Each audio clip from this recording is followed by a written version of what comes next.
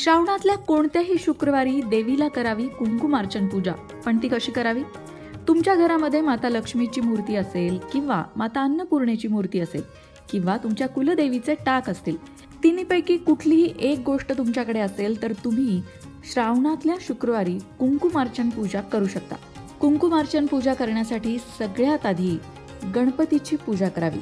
सुपारी गणपती म्हणून स्थापन करावी आणि गणेशाचं पूजन करावं. त्यानंतर देवीच्या मूर्तीला शुद्ध पाण्याने आणि पंचामृताने अभिषेक करावा. हळदी, कुंकू, अक्षता, फुलं हे सगळं अर्पण करून देवीची पूजा करावी आणि कुंकुमार्चनाला सुरुवात करावी.